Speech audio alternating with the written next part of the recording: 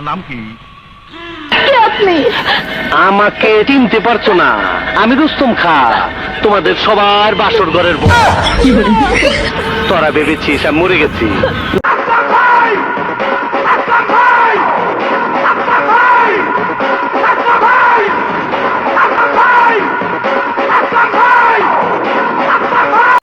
Please please আমাকে ছেড়ে দিন, প্লিজ আমাকে নষ্ট করবেন না, আমাকে যেতে দিন।